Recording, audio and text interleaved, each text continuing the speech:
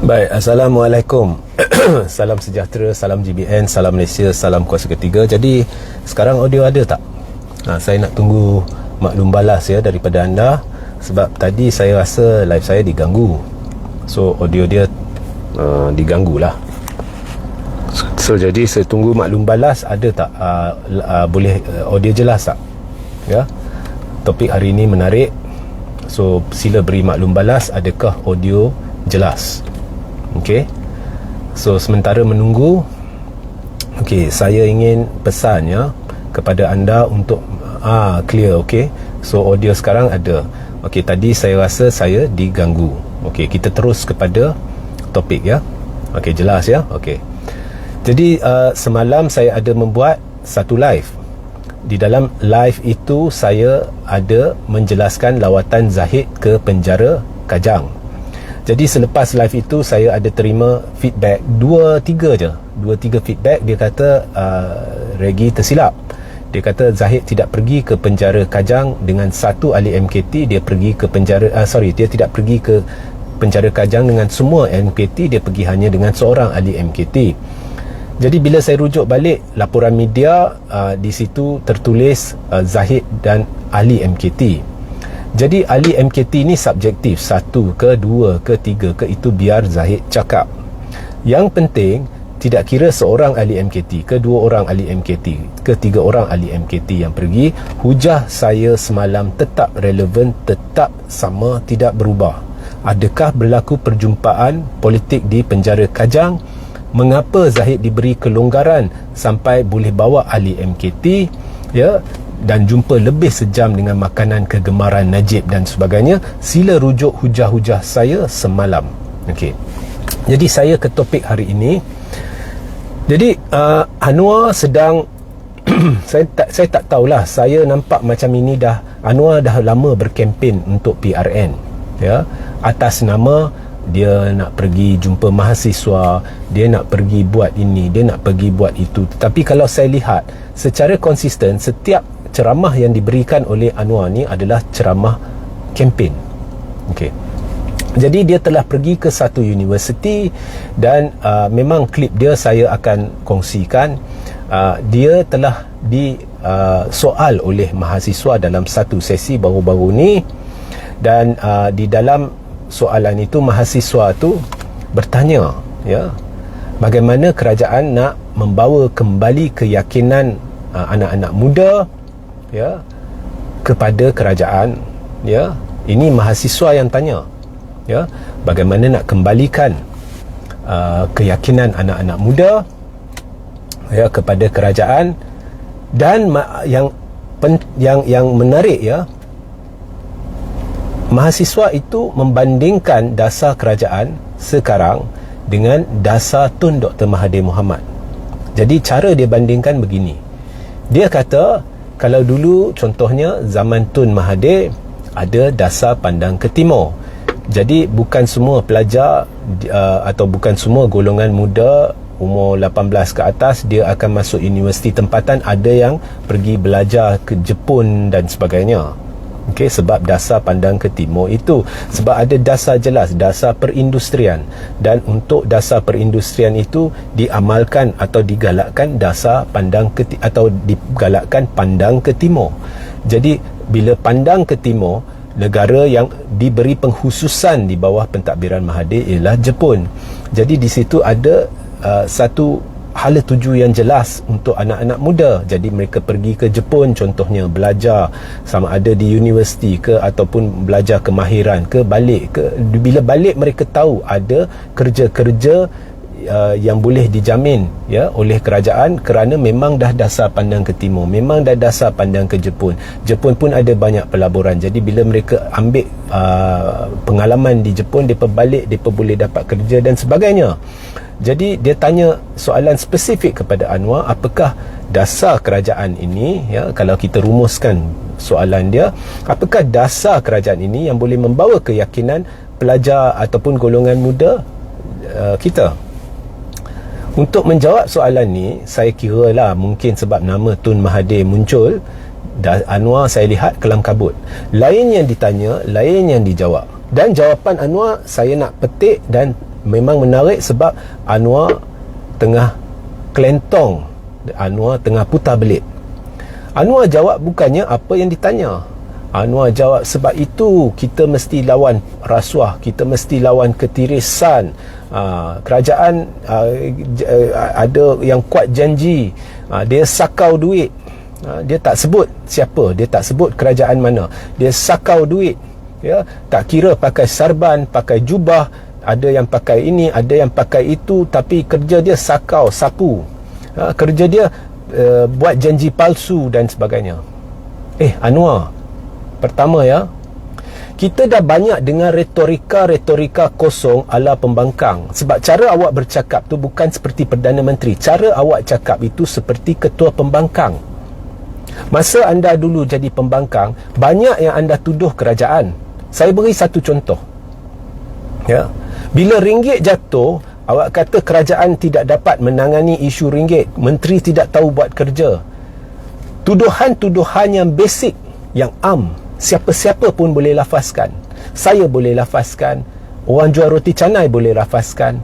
Tak kira orang tu pendidikan tinggi ke rendah, ini mudah dilafazkan. Orang dia tak tahu buat kerja, dia tak tahu nak uruskan ringgit, dia tak tahu masalah ekonomi, tak tahu benda asas ni, siapa-siapa boleh lafazkan. Itu kerja awak sebagai pembangkang dulu.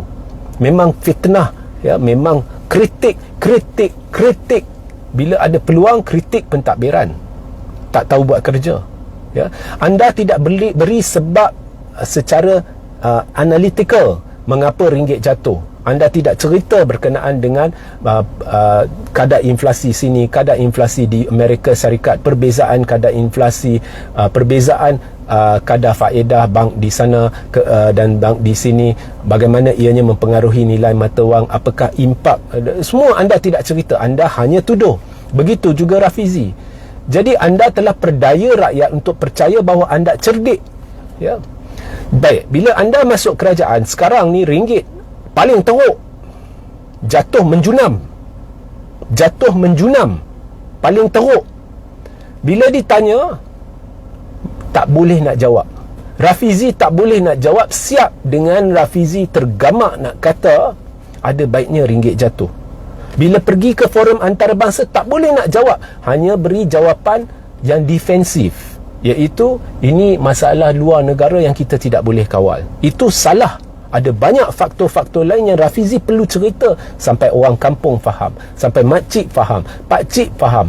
Sebab pakcik, makcik ni nak tahu kerajaan ini yang dahulunya sentiasa kritik dengan kritikan melulu fitnah, bila mereka dah masuk, apakah formula yang mereka akan guna pakai untuk memulihkan ringgit. Mereka tak dengar satu apa pun. Apa yang mereka dengar adalah serupa dengan seorang pembangkang yang duduk berhujah. Jadi Anwar sekali lagi bila berdepan mahasiswa itu, dia menuding jari, kalau kerajaan kita perlu basmi, hentikan rasuah. Kalau dulu depa sakau, pakai serban sakau, pakai kot sakau, semua sakau, depa ini, depa itu. Anwar sedang merujuk kepada siapa? Sebab itu hujah pembangkang. Anda sudah jadi kerajaan, sekarang data di belakang. Siapa yang pakai sarban yang tengah sakau? Beri nama. Dia sakau banyak mana? Sebabnya Tan Sri Muhyiddin Yassin dulu, Anwar mula-mula kata 600 bilion.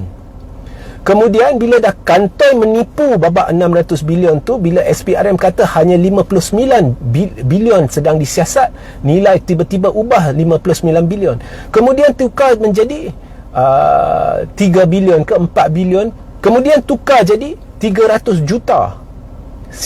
Bayangkan, dari 600 bilion tukar jadi 300 juta. Siapa yang tukar? Anwar. Akhirnya Muhyiddin didakwa tanpa sebarang bukti diketengahkan. Tanpa sebarang bukti yang ada setakat inilah. Saya tak tahu, mungkin mereka akan ketengahkan di mahkamah. Jadi atas syak sendiri, atas satu keyakinan berlaku jenayah pun orang boleh didakwa. Mungkin esok mahkamah akan buang kes atau hentikan kes, ya, ini mungkin. Tetapi untuk menimbulkan persepsi, pelbagai fitnah dilontar. Satu lagi fitnah yang Anwar lontar adalah berhubung dengan dana judi. Saya ada bukti, kata Anwar, ada dokumen, jangan cabar saya. Itu tahun lepas. Disebabkan kenyataan Anwar, bermulalah tercetusnya siasatan SPRM. Akhirnya Azalina telah mendedahkan bahawa setakat ini SPRM tidak menemui sebarang bukti. Maknanya Anwar fitnah lah. Sebab kalau dah ada dokumen bukti dan Anwar membuat tuduhan, Anwar kata berasas, maknanya bukti itu betul. Tetapi macam mana pula SPRM kata sampai hari ini tak ada bukti? Yang cetuskan siasatan tu adalah atas dakwaan Anwar. Ya. So, awak boleh tuding jari dalam menjawab mahasiswa, tetapi itu bukan memberi keyakinan kepada mahasiswa tu. Sebab mahasiswa dahlah soalan dia tanya macam mana nak kembalikan keyakinan terhadap kerajaan. Kalau anda jawab macam ni, mahasiswa ni orang terpelajar, mereka duduk, mereka lihat, mereka dengar. Awak bercakap seperti pembangkang, cakap kosong, cakap, kemudian cakap lagi, cakap berbuih-buih, tapi cakap tak serupa bikin, dan cakap kosong. Who is the one yang pakai serban tu yang sakau? Who is the one yang pakai kot tu sakau? Beri nama. Sebab hujah yang awak beri tu sebenarnya menggambarkan pentadbiran awak sendiri. Awak kata janji palsu. Siapa yang buat janji-janji palsu? Kerajaan pimpinan awak lah yang buat janji palsu. Awak sendirilah buat janji palsu. Hari ini mentadbir 24 jam minyak turun. Minyak turun tak? Hari ini mentadbir kita boleh selesaikan masalah kos hidup, kos sara hidup. Kos sara hidup makin menggila di bawah pentadbiran Anwar. Hari ini kita mentadbir dengan mudah kita boleh kurangkan harga bahan makanan, stabilkan harga telur, bekalan telur. Ada tak jadi? Tak ada. Harga makin menggila di bawah pentadbiran Anwar Ibrahim. Saya tak akan pegang dua portfolio. Saya tak akan jadi Menteri Kewangan. Dialah pegang Menteri Kewangan. Ya. Saya tidak akan berdamping dengan perasuah. Saya tidak akan beri muka. Ya, sebelum pilihan raya ada bukti hitam putih Zahid terlibat dalam perolehan skandal LCS. Bila dah masuk kerajaan, siap berpeluk dengan orang yang dikatakan kleptokrat selama 2 dekad tu, siap dengan naikkan orang yang terpalit skandal LCS, yang berdepan 47 pertuduhan jenayah sebagai timbalan Perdana Menteri. Adakah ini yang Anwar maksudkan? Sebab cakap kepada mahasiswa, tak kita kena mereka beri janji palsu, kita tidak boleh beri janji palsu. Tapi yang duk beri janji palsu awak. Ya. Tak boleh nak ada nepotisme, tapi anak sendiri jadi penasihat pada kau. Semua menteri boleh bawa ahli keluarga. Bukankah itu meningkatkan kemungkinan berlaku rasuah, ketirisan dan salah guna kuasa yang seterusnya dengan bantuan ahli keluarga boleh diselindungi daripada umum? Jadi mahasiswa tu tanya satu soalan yang terpelajar, yang spesifik. Kami nak tahu dasar anda yang anda telah kenal pasti, yang boleh membawa balik keyakinan. Seperti dulu dasar Tun Mahathir, iaitu dasar pandang ke timur. Very specific question. Ya? Sebab kita tahu, kita pergi ke Jepun, kita belajar, kita dapat pengalaman, kita balik, kemudian kita ada ruang untuk bekerja. Ya? Jadi di sini apakah yang Anwar akan lakukan? Anwar mula bercakap macam orang pembangkang, gaya fitnah, gaya cakap kosong, ya? Dan menggunakan strategi. Anwar ni menggunakan strategi, benda yang kita tuduh dia akan bercakap benda yang sama. Kalau kita kata Anwar ni melindungi perasuah, dia akan kata kita nak lawan rasuah. Jadi dia guna psikologi. Bila dia cakap kita nak lawan rasuah, dia alihkan perhatian. Barangkali dia rasa orang, kalau dengar dia cakap nak lawan rasuah, orang tak percaya dia sendiri melindungi perasuah. Kalau kita cakap kerajaan pimpinan Anwar melakukan janji palsu, dia akan cerita kita kena elak janji palsu. Jadi dia alihkan perhatian orang. Oh, kalau Anwar cakap nak lawan janji palsu, nak elak janji palsu, takkan dia buat janji palsu. Ya. Benda-benda yang Anwar jawab kepada mahasiswa tu bukan bodoh. Dia dengar, ini yang dia cerita ni, kerajaan ni lah yang duk buat. Kita duk tanya dasar, bukannya tanya apa yang kerajaan harus lakukan, perlu lakukan. Itu kalau apa yang kerajaan harus lakukan, perlu lakukan, itu awak kena cerita sebelum pilihan raya. Lah ni dah dapat kerajaan, awak masih cerita apa yang harus dilakukan, apa yang perlu dilakukan. Cerita kat mahasiswa apa yang anda sedang lakukan. Apakah dasar yang telah ada di dalam kerajaan ini untuk melawan benda ni? Dasar spesifik. Kalau Tun Mahathir dasar pandang ke timur, apakah Anwar dasar pandang ke US ke, dasar pandang ke China ke, atau tak ada dasar pandang mana-mana, mungkin ada dasar lain? Cerita kat mahasiswa tu. Tak ada. Mana ada dasar? Setakat hari ini, dasar pemulihan ekonomi pun tak ada. Tak usah cerita kerangka pemulihan ekonomi. Saya dah berulang kali tanya mengapa kerajaan ni dah hampir 6 bulan, setakat hari ini tidak pernah diumumkan kerangka kerja pemulihan ekonomi atau dasar pemulihan ekonomi, baik dalam bajet maupun selepas bajet. Tidak pernah diumumkan, tidak pernah disiarkan atau diterbitkan untuk tatapan umum. Where is the dasar? Mahasiswa tu tanya pasal dasar. Adakah Anwar fikir mahasiswa-mahasiswa ni bodoh? Bila mereka dengar benda ni, adakah anda fikir mahasiswa-mahasiswa ni boleh terperdaya? Saya tengok Anwar kelam kabut bila dengar nama Tun Mahathir. Sebab apa yang saya lihat kerajaan ni lakukan adalah dendam terhadap Tun Mahathir. Tun Mahathir ni dia tak ada kuasa. Dia hilang deposit di Parlimen Langkawi. Tapi Anwar, kalau kita lihat, asyik-asyik beberapa hari ada isu sahaja pasal Tun Mahathir. Dah tuduh Tun Mahathir pula dengan fitnah kononnya dia sakau duit, dia bagi anak dia kaya berbilion. Bila dah kena saman 150 juta, tiba-tiba ada siasatan terhadap Tun Mahathir. Itu pun atas usaha Tun Mahathir menyatukan orang Melayu. Ya. So saya lihat Anwar dah kelam kabut. Bukan hanya kelam kabut jawab mahasiswa tu, dia dah kelam kabut. Depa dah kelam kabut, depa dah cemas sebab nak PRN. Bila PRN ni, rakyat akan lihat dengan jelas gelombang penyatuan Melayu Islam. Depa dah cemas. Jawab pun kelam kabut. Where is the dasar?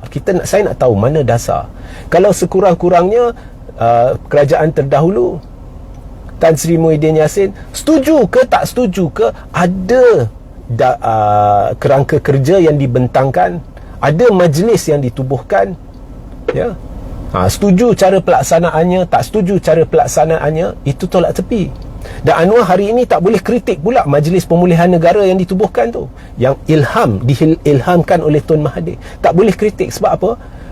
Anwar sendiri telah menandatangani memorandum dengan kerajaan terdahulu, iaitu kerajaan Ismail Sabri, yang telah meneruskan MPN daripada pentadbiran Muhyiddin. Dan masa tu Anwar tidak ada masalah lagi dengan MPN tu, sebab anda dah tanda tangan MOU, siap dengan dapat status menteri. Jadi hari ini jangan tiba-tiba kritik benda yang anda sebenarnya secara tidak langsung sudah terima, ya. Tapi where is the dasar? Saya dengar setiap ceramah yang Anwar beri, setiap lawatan yang Anwar buat, cakap seperti pembangkang. Kita harus ini, kita harus itu, kita tak mahu tahu apa yang awak harus lakukan. Kita nak tahu apa yang anda dah lakukan. Dan setakat ni apa yang anda dah lakukan ialah mengelirukan rakyat berhubung dengan isu kalimah Allah, ya. Mengelirukan rakyat berhubung dengan isu kejatuhan ringgit. Memfitnah Tun Mahathir dengan tuduhan-tuduhan palsu, ya.